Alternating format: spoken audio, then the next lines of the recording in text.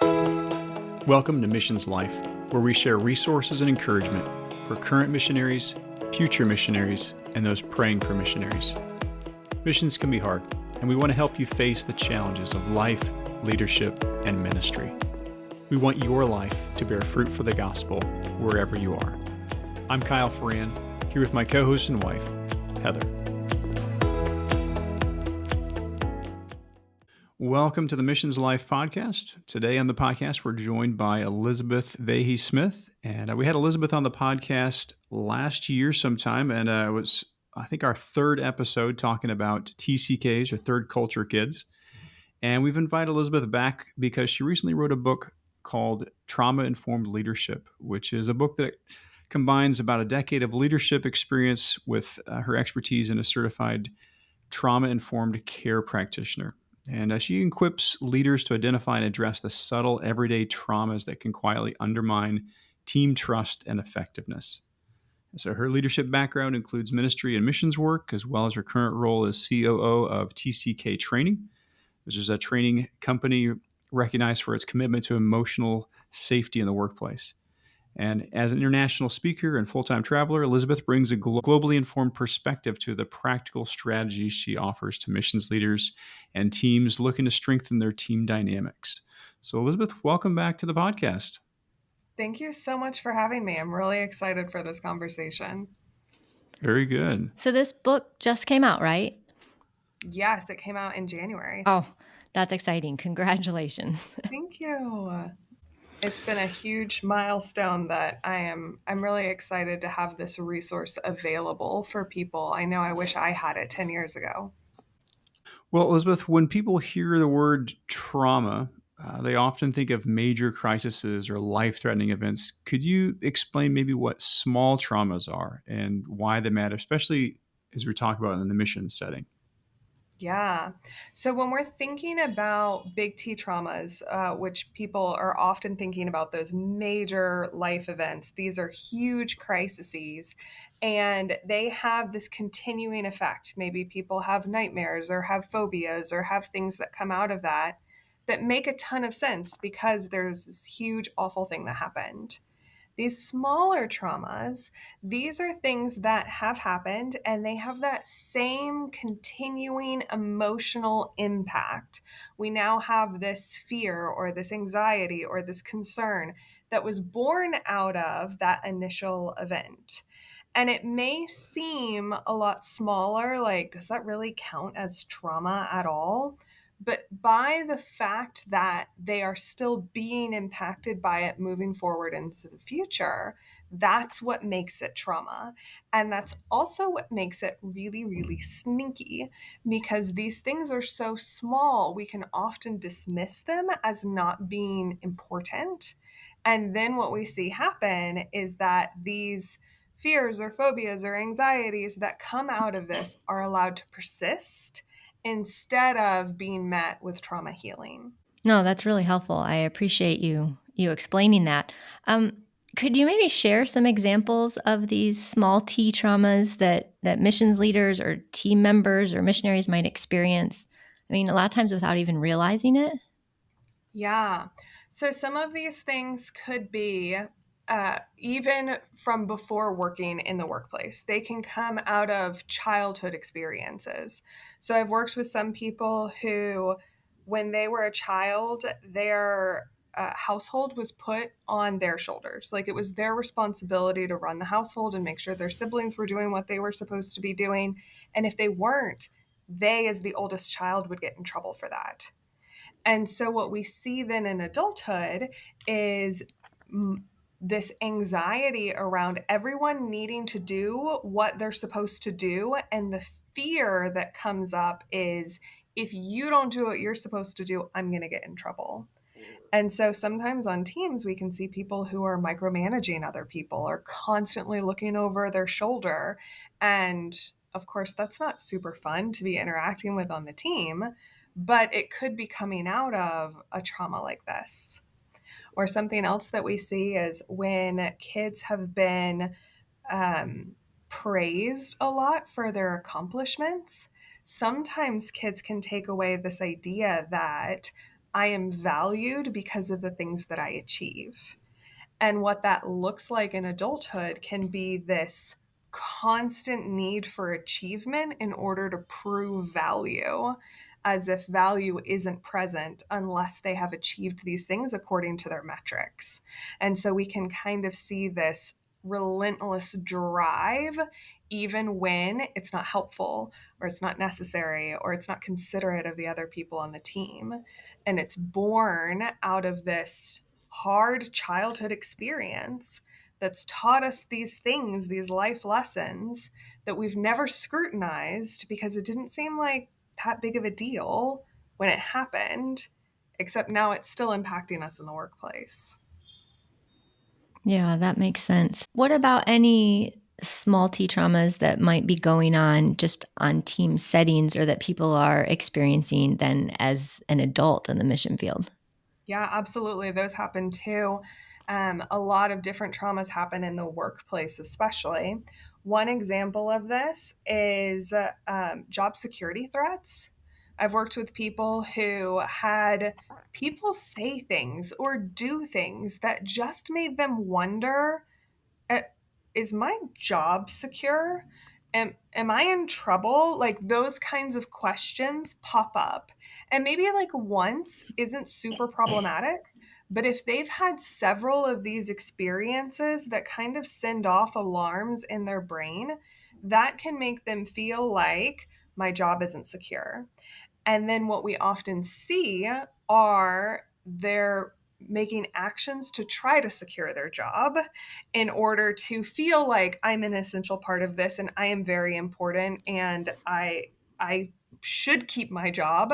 And that when it's motivated out of fear can look harmful. It can look like a negative impact on our teams. And so that's one example that we see as workplace trauma. Mm. And so, what happens when these different traumas go unnoticed, unrecognized? They go on for years, and how does that impact teams and the individuals? Right. When it is left to go without being checked, these things can show up in some of the ways that we've already talked about. So, micromanaging happening because someone's worried that if you mess up, it's going to reflect on me poorly. And what I've often seen on teams is that there's a bit of trauma bumping almost. And so um, if somebody in their experience has been told that they are a constant screw up, they constantly make mistakes. Sometimes what we see as that trauma response is an arguing back with that voice in their head. And so they could have this internal wrestling, one voice saying, you're a constant screw up, and the other voice saying, no, I'm not, I didn't do anything wrong. And so if you get somebody who has this fear of you're going to make a mistake and that's going to reflect on me, telling them that they did something wrong, then we're going to see these little team explosions happening where one person's trauma bumped into another person's trauma, and now they're both having a really escalated response. And so, a part of the work that can be done is beginning to notice these things, beginning to notice, when am I feeling anxiety in the workplace? When am I feeling fear in the workplace? When am I feeling elevated? And is there a reason that that feels so hard for me when I'm faced with those triggers? Hmm. Yeah, so you kind of answered right into our next question. Like, what should teams be on the lookout for then? How can they know when there's trauma that's impacting their dynamics? One of the things that is really kind of a key clue is friction. So, any points of tension there where one person is grating on another person in a way that does seem to indicate something bigger is happening than what we're currently looking at. Any kind of disproportionate responses could be an indicator of something deeper, and often that can be trauma history background. Don't we kind of sometimes just gloss this over with saying, oh, well, they're just a gruff person, or oh, they lose their temper a lot, or oh, that's just how Joe is. Thankfully, I don't know any Joes. But, we have a way that we kind of explain this, explain it away. But how do we sometimes like parse out the difference between, just a sinful heart attitude and or it being a trauma response? Yeah. I talk about this in my book, this difference between what's personality and what is a trauma response. And what I have seen is that all personalities have the ability to show up in community, in the workplace, on teams in healthy ways. And if something is looking unhealthy, if something's causing friction and dissonance and dissension, then probably there is something that needs trauma healing that's happening there. And I know that there can be people who want to double down on things that are sowing dissension in the team. But oftentimes, when we've looked into why people are behaving like that, there is something that happened in their history that taught them that that was how they should behave in those situations. Whether it protects them, whether it makes them feel safe, whether it makes them feel strong in situations that made them feel weak. Now, that's not the God glorifying way to respond to that, but that is what trauma has taught them as that strategy to move forward. And so when we can recognize that even when people are behaving in ways that are not glorifying to God, oftentimes that is because they're not feeling safe and they want to feel safe.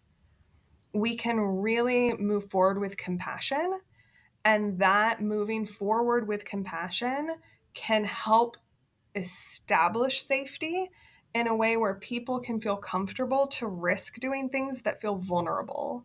When normally they would like to feel gruff because their trauma history maybe taught them that being vulnerable was dangerous and they would be humiliated if they did that. That maybe here, maybe in this space, maybe on this team, they can risk being vulnerable because they're going to feel heard rather than shut down. And I've seen huge transformations happen when we lead out of that compassion. Yeah, that was really helpful. Thank you. It sounds like when there's a hair trigger on little things that blow up. That's often a indicator. It sounds like. Um, Absolutely. a helpful question from some of my coaching classes that was kind of along these lines is just that idea of what's behind that emotion. And so when there Mm, is this emotional like blow up, or just even internally, if we have sharp rise in our emotions, to be able to ask that question, like what's behind that emotion? Like why am I responding in that way? Or why is this other person responding in this way? What's behind that? What belief, what value, what identity is being threatened? What's behind that? And has been really helpful to remember that there are things behind our responses, and sometimes they can be something we've learned or some value or belief or identity that's threatened in there. So very good. Well, how do these subtle experiences shape the way teams function or interact and trust each other? yeah. When these things are going to come up on our team, they often look like those frictions. They often encounter each other in trauma bumping experiences. And so when this happens, and when your trauma bumps into my trauma, that that creates a lot of distrust, especially when we don't understand where it's coming from. When I am not recognizing, there must be something behind that as you were talking about, that what's behind that emotion. If I'm not thinking on that level, then I'm just going to perceive the behavior as a threat to me. And that is going to make me feel threatened and not trust you. And so when we see this happen on our teams, when we don't have language to be able to talk through these things, often we see what starts as friction end up as distrust and eventually dissension on teams. Yeah, and that is not a fun workspace at all to be in. I think it just kind of keeps spiraling, right? It's hard to pull out of that. We work with a lot of team leaders, and so what are some just practical ways that team leaders can be recognizing this, and maybe what's the first step to addressing this? I think that step one is curiosity-led conversations. Hmm. And so if we are seeing those big emotions, to start asking really great questions. Oftentimes, leaders operate from this assumption that they know what's going on. It's their job to know what's going on. So we assume that we are good at our jobs. And oftentimes, there is more information that we could learn if we started by asking questions. And so sometimes we come into spaces and we think that we know why there's an elevated response, but asking those questions about what's going on for you, what do you think might be behind that? Tell me more about how this situation went down. What was your side of the story?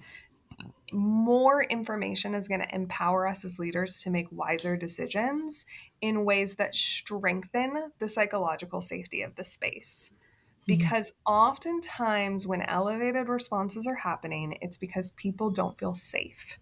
And one way to quickly help them feel safe is by letting them feel heard.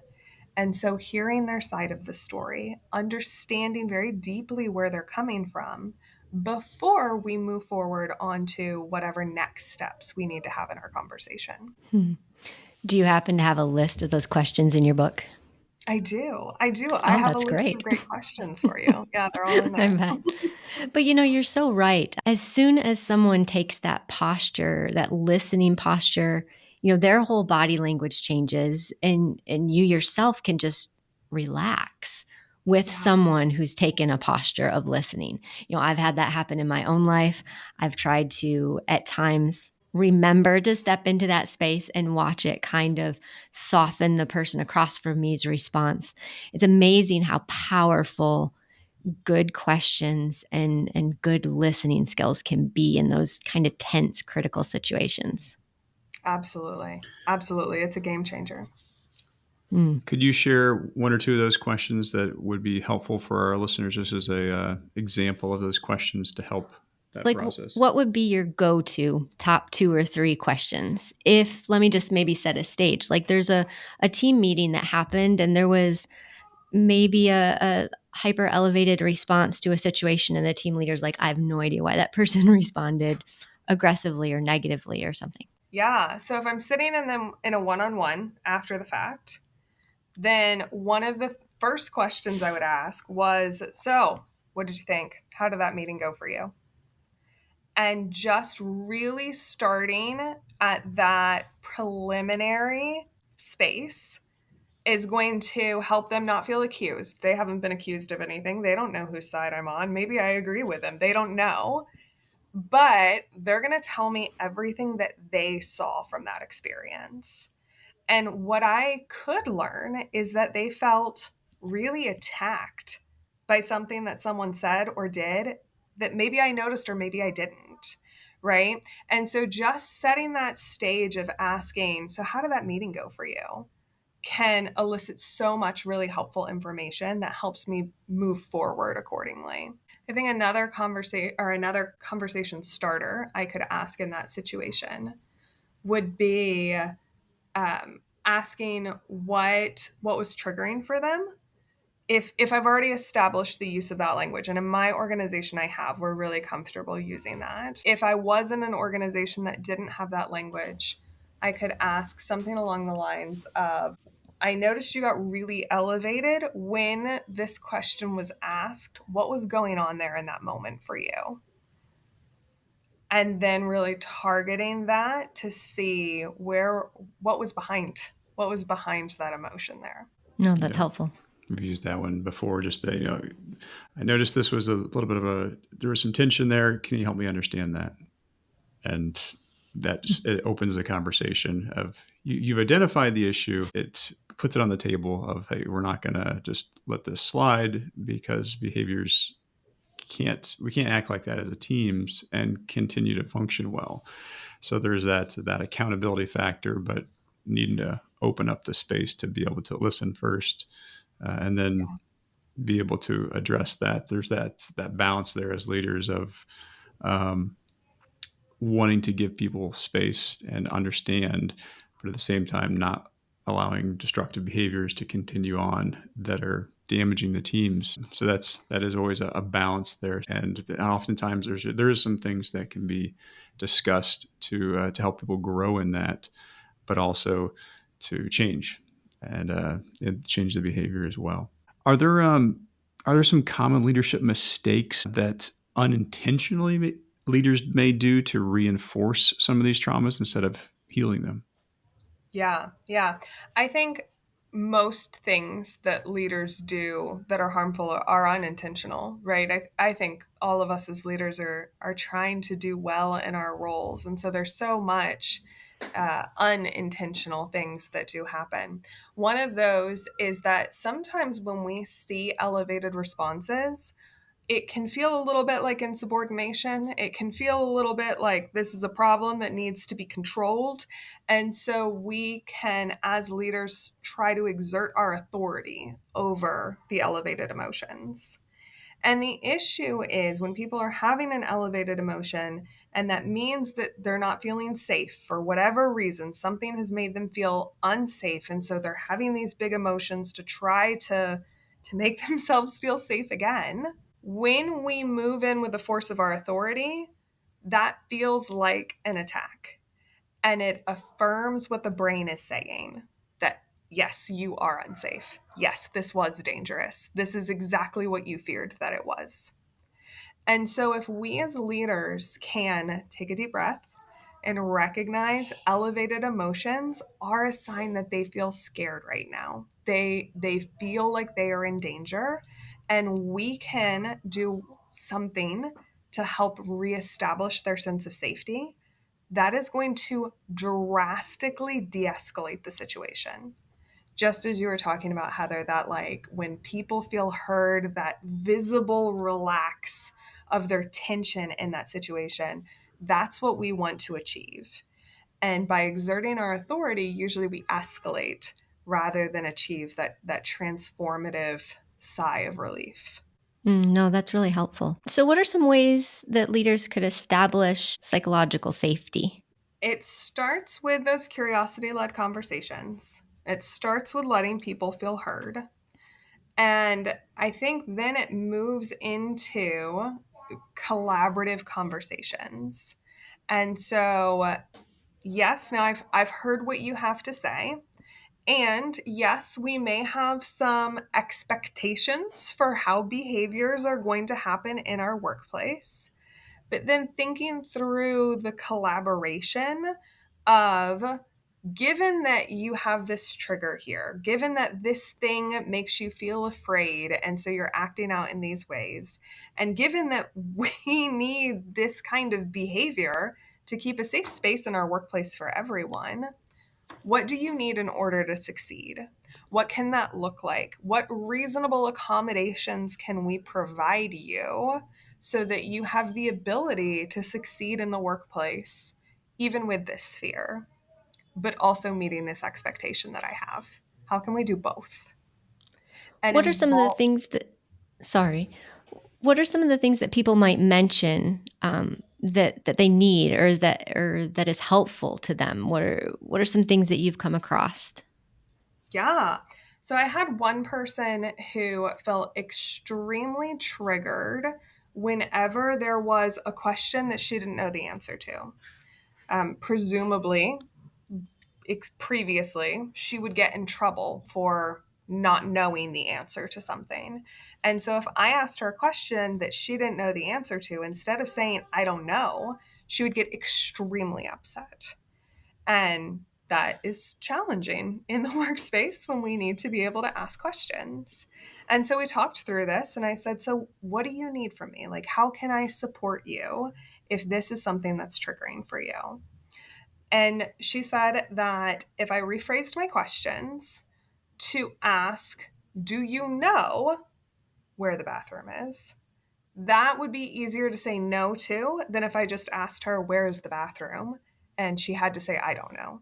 And so those like subtle, tiny things that I can easily change the way that I'm asking questions much more easily than she is capable of going and healing the trauma history that has resulted in this particular quirk that she has. And so, really coming in and recognizing what are little things that I can do that can quickly get us back on the same page so that we can succeed in the workplace. And thinking about this in the terms of efficiency. I had some people who responded very sensitively to feedback. And I said, how am I supposed to lead you if you don't receive my feedback well? And they said, this is how I need feedback. And they gave me a very specific formula. I needed to first start with something that they had done well. I needed to second, not say anything that they had done wrong. Just tell them what I wanted them to do moving forward in the future. And this was my little formula. And I've met a lot of people. I've told this story many times, and people are like, this is absurd that you would need to do this for them. And maybe, but also it was easy enough, and they started receiving my feedback so much better, and we started getting things done so much faster, and we didn't have this huge explosion where they were feeling all of the big feelings. We could just get back to work. And in fact, this formula was so easy, I started using it with just everybody on my team in general, and I've had a lot less problems with other people exploding. And so it does sometimes feel like unnecessary. And also, what recommend leaders to look for are those small things that, whether they're not necessary or not, they're reasonable pivots to make that can get your team back on track. And that is what helps teams thrive, especially when team members see their leaders making these accommodations and they feel so loved and valued because of these pivots that we're making.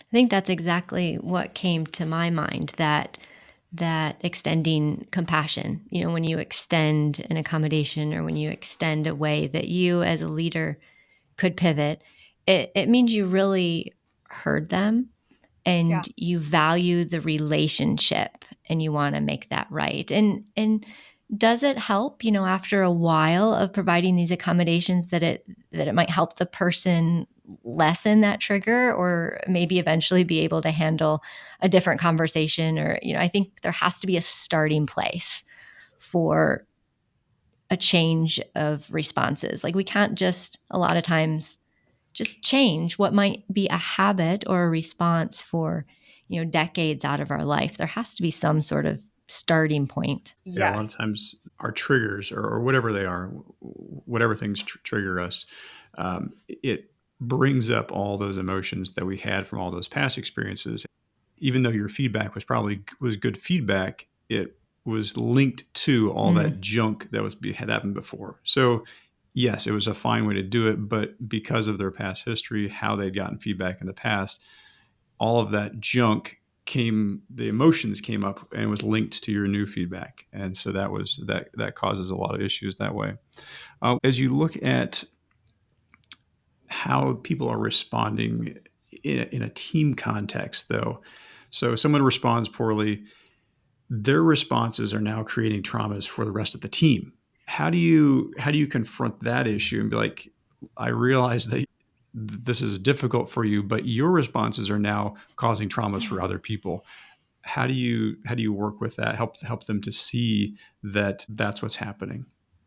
Yeah. I've found that open and honest communication about that a lot of people are really receptive to that, especially when you've laid the foundation of this trauma informed knowledge for your team. So when your team does have this understanding because you've taught them about how our words matter, how these things impact others, how that can be carried forward, they start to become cognizant first of the things that have happened to them that have impacted them, and then they become cognizant of how they're impacting other people around them. And so when I've drawn that connection of this thing that you did has kind of affected the psychological safety of the space for the team, And in these ways, a lot of people are really receptive to that. And so then it is a strategy of, okay, so knowing that this is your trigger and knowing that this is the expectation, what reasonable accommodation do you need in order to be able to meet the expectation, even navigating around your trigger? And I think that that goes really well. The other thing that comes to mind for that question, though, is that just because an experience that could be experienced as traumatic happens doesn't mean that it will be experienced as traumatic. And one thing that we can do for our teams is to have great conversations around what's happened, to have peer support come alongside of them, and to also think about what are their key takeaways. Because often what's experienced as trauma are these lessons that we have believed to be true without thinking about them, without scrutinizing them. They've slipped into our subconscious and we just assume that this thing is true and we move forward with that. In order to ferret out those sneaky narratives before they imprint themselves on our subconscious, having good conversations about the incident that occurred can help us notice those things and correct those narratives before we internalize them. And so when we as leaders have noticed those things having happened, to debrief the person or the whole team and have really open and honest conversations about it, it can help avoid trauma. That's good. Anything else leaders can do to help create that safe environment for team members to process and address those, especially addressing those subtle traumas when they're coming up? I think one major thing is modeling. It can be really vulnerable to talk about trauma history background, but if we have leaders who are modeling this behavior, and what that can look like are people saying, I, as a leader, am feeling a little bit triggered right now. Here's why I'm feeling triggered in this way.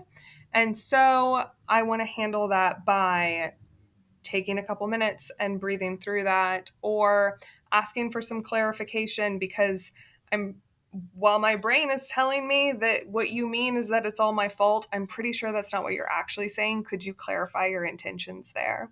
And so this vulnerability in leadership can model as well as train our teams and how they're allowed to show up in the workplace.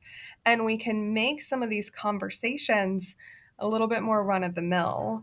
And I think that that education really transforms teams. Yeah, that's helpful. What's one mindset shift you wish every missions leader would make when it comes to team health and resilience? Oh, that's a good one. I'm gonna join them with a semicolon because I kind of have to. They go really closely together though. It's this idea that everyone is doing the best that they can, and it's my job to mobilize. Oftentimes when we're on teams, leaders can get this impression that people are being intentionally difficult on their team, like maybe they're doing this on purpose, or they are doubling down in this sinful attitude. And so we get the idea that they could be doing better, and we come at it from this position of, what's the matter with you? But when we believe that everyone is doing the best that they can, just like we're doing the best that we can, then we come at it from this approach of, what do you need? What do you need in order to be doing better? If you're doing it the best that you can right now, how can I mobilize you to achieve something greater? And when we recognize our responsibility as leaders to mobilize our team, then we become very invested in helping them succeed in that way. And so, whether it's more training, whether it's more support, whether it is getting networked with trauma healing resources, these are ways that we can come alongside of our team, give them reasonable accommodations, and set them up for success in the workplace. Yeah, that's helpful. And we can maintain an expectation for workplace behaviors even as people are going through trauma healing. And maybe some of that looks like reasonable accommodation, but as you guys have already mentioned, we do have to have a certain standard before it starts impacting the safety of the other team members. It is tricky to balance that. Yeah. What's one piece of advice you just give personally to a leader that might be trying to walk this road? Personally, if I'm sitting down with somebody, I really want to help them think about what are ways that they're being triggered in their leadership journey. What are the personal things that are coming up for them? What are the hard parts for them? And what's behind those emotions? What's making those things feel so hard? Because we as leaders have just as much, if not more, trauma than the people on our teams under us. And so doing that work is really important for us, and it's going to empower us to show up in emotionally healthy ways if we've already done the emotional processing work that we need to do for ourselves. Mm. There was a helpful saying for those of us guys out there that don't really identify clearly with emotions. The reason they're called feelings is because you feel it in your body. Mm. And that was just a helpful phrase for me because, yeah, you get elevated heart rate, you get whatever, and just identifying that, okay, if I'm feeling something physically, there's probably an emotional response going on there.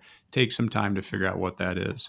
And so it's always been a helpful little phrase for me to remember that. So I love that. as people encounter different things.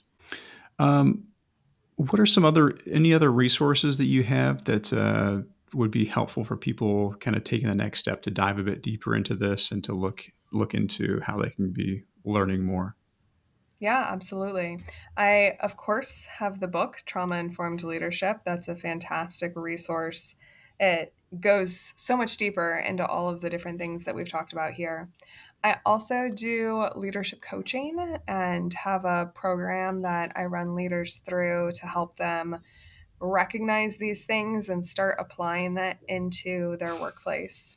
And then I also have for people who have experienced some workplace trauma or have noticed that they are in harmful patterns, I have workplace trauma debriefs. And so that really helps people to process their experiences, especially with a mind of how is this showing up in the workplace and affecting my team moving forward. So those are a few different resources I have to offer. Great. Oh, that's fantastic. Yeah, we'll link those there in the show notes. So something else that came to mind was that you kind of touched on a little bit there, but just the idea of the importance of teams creating a kind of some guidelines of standard of behavior. Our region went through that a few years back, and it's been very, very helpful just to have clarity on what can we expect from each other. What do we expect the behaviors and attitudes to be like as we work together as a team? Because without that, there's no standard of accountability. There's nothing to be able to call into question. It was just really, really fuzzy. And so having that has been very helpful for our teams to be able to know, okay, this has happened, and then it creates an opportunity for discussion to happen much sooner than when it's happened like 8 times, and then it's like, okay, we don't know how to have the conversations, and so it makes things get addressed much sooner than if we didn't have that. So I should encourage teams to be able to have a clarity on that, take some time to create something, find something that would work for that, to be able to help them have that clarity. Well, I know this was just a teaser, literally a taste of all that's in your book. And so I hope people will dive into the information that you've learned and are so willing to share to everybody, and that it will be a help to teams. Because we've all been on really great teams, that you feel like you can get all the work done. And we've also been on teams that we wish we had healthier interactions on. And this conversation has really given us some ways to maybe view those interactions differently and to pray over our responses and the way we want to continue to move towards good interactions on our teams. And, just the personal relationships as brothers and sisters in Christ, and the ways that we can be helping and building each other up. So thank you for the time. I appreciate this conversation all the way from Vietnam, right? Yes, yes. And thank you so much for having me. It was so much fun to be able to share this with you guys and with your listeners too. Yeah, it's been a real joy to have you on. So we pray that the book will be a blessing to many people, and even just this podcast, just listening to it, giving some good suggestions and tips on that as well. So thank you very much. Well, that's all for this show, and we want to thank you again for spending your valuable time with us today. If you enjoyed this episode, please consider taking just a moment and giving us a great review. Your review will help people find the podcast and allow these resources to encourage more people. If you took something valuable away from this episode, please share it with someone who would enjoy it. If you'd like to find the show notes, blog posts, and free resources for ministry and leadership, as well as some information on my book, Overflowing, visit kylefarran.com. That's KYLEFARRAN.com. Hope to see you soon on a future podcast.